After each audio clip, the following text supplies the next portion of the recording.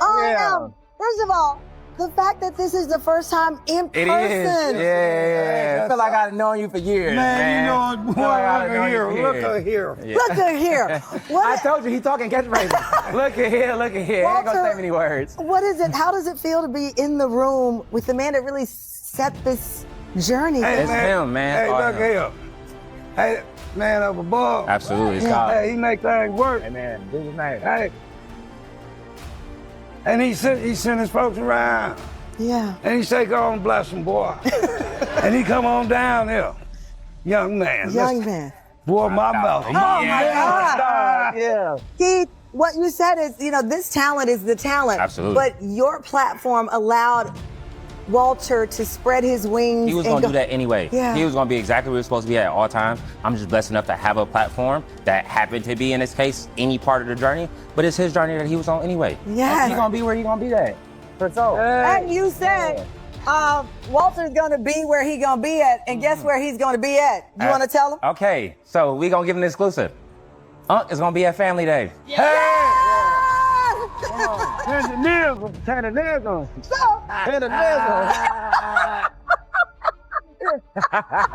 Yeah. I love that. I bet you didn't know that.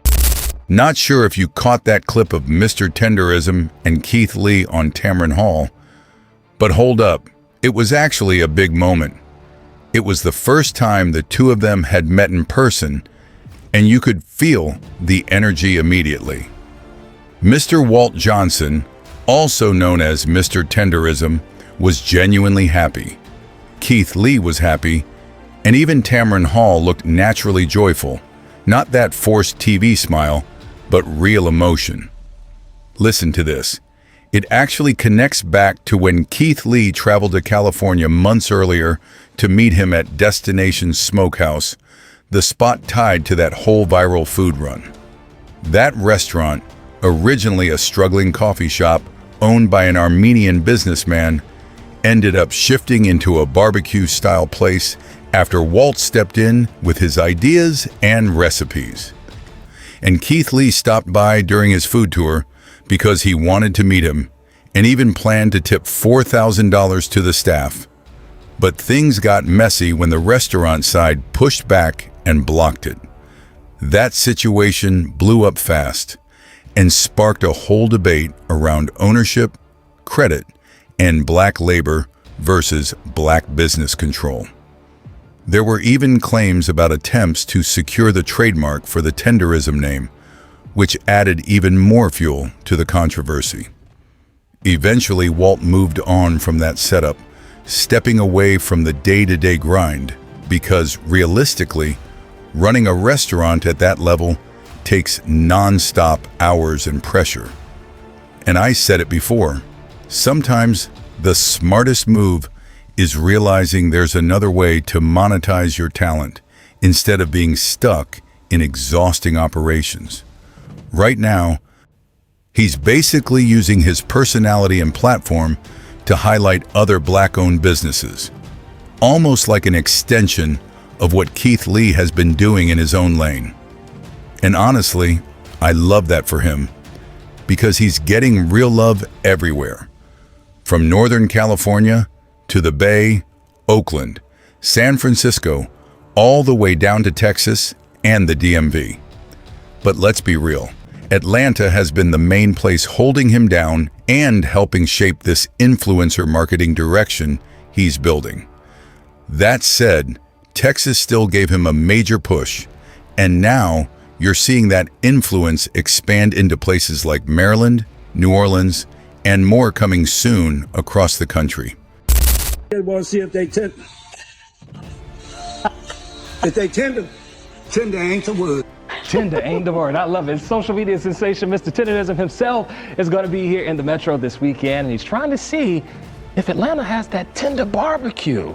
And hopefully we will not disappoint. Joining us this morning is Walter, Mr. Tendernism Johnson, along with Stephen Butler, the owner of Steve's Barbecue. Gentlemen, welcome in. How you doing? Happy Friday to you. All right, all This right. is good to have y'all on a Friday. Yeah, the Tendernism Friday. Mr. Tendernism Friday. I love it. So people are going to be coming out there to Steve's Barbecue to meet you. But first, What does this mean to you to have him, of all people, to come on out here, check out the barbecue? You got to put on for the city, man. Absolutely, absolutely. It's a great thing. It's a great feeling, you know, to have someone inspirational as Mr. Johnson here, aka Mr. Tendernism. Yeah. You know, it's a great feeling, man. We look forward to having a great weekend.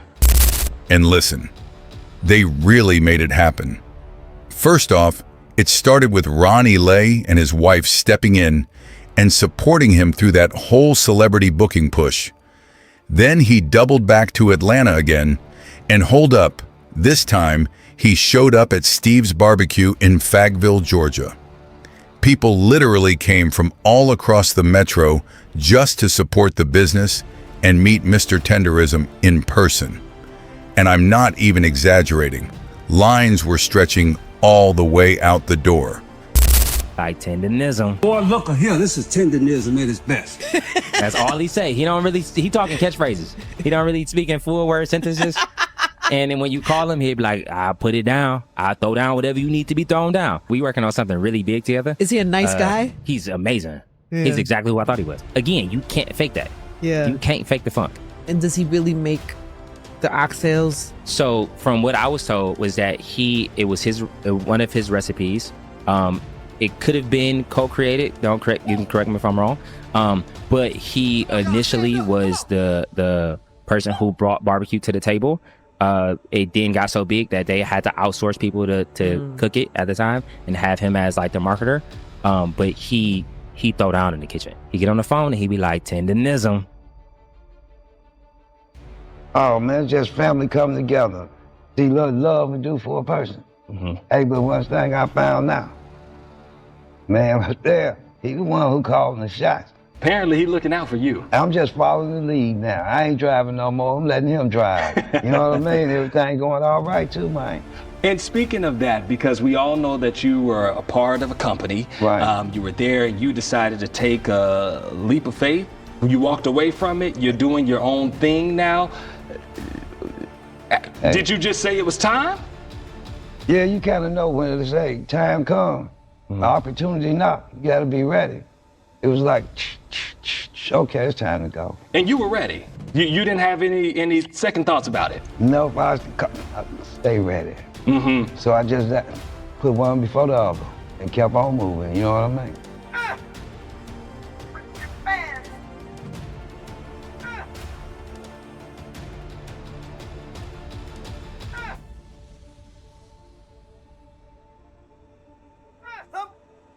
I know y'all know the legend slide.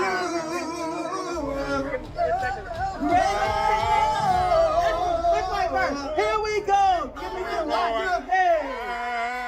Oh, yeah. Tendernism. Hey. ATL, baby. ATL.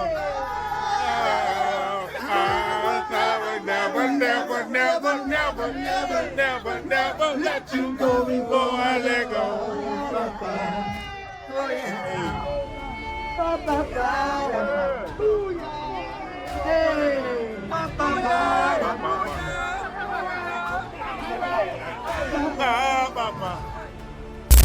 And listen, he even brought his wife out with him. People were joking, saying, Mr. Tenderism introduced us to his tenderoni. And hold up, that line had everybody laughing. It was light, funny, and honestly one of those wholesome crowd moments you don't forget. But at the same time, let's not ignore the real fact here. They've been together for 41 years. The Black Love. We see y'all out here on the road. We love that. How beautiful is that? You all cooking and doing things. How did you find out your man could cook? Let him cooking for me, we eat it. Once you taste it, then you know they can cook. But what's one of your favorite things when he at the house and he just relaxing? What that you like to eat? Lobster and steak.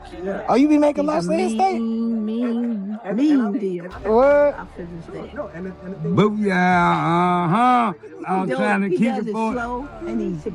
I was trying to cook it, tell y'all that, but that's okay, baby. That's all right. Look, Hey, right. that's cool in the gang. You cool. They say I don't need no teeth for the meat. Give me the bread now.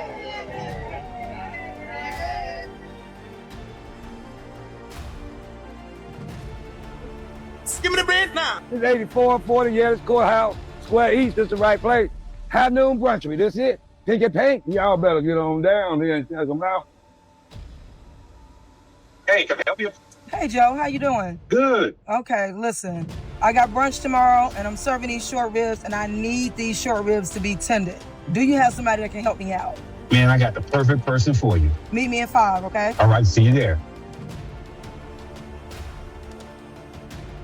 Hey, what it do, what it do? Hey, Hey, how you doing, all Mr. right now, Tendernism? right now. Hey, That's what how I'm you doing, doing? man. You know, I needed you today. Hey, come on in All here, right, girl. let's That's go what see if we can make it happen. Come on with it. All right. All right now. Brunch is tomorrow. Yeah. I got short ribs. Right. Them short ribs, you know you got to do what you got to do. All right, I then. need you to put that inspection on. All right, so we can walk you on back. Come on, girl. All right. That's what we ready to do. All right. Chris.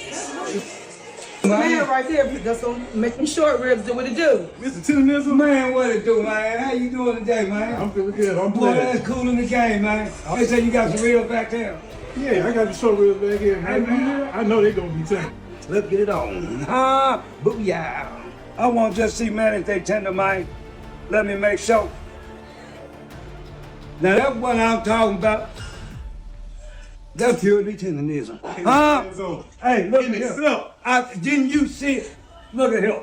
Look at here. I say no more. 2 times. That's tendernism. 2 times. Booyah, tendernism. Meanwhile, check this out.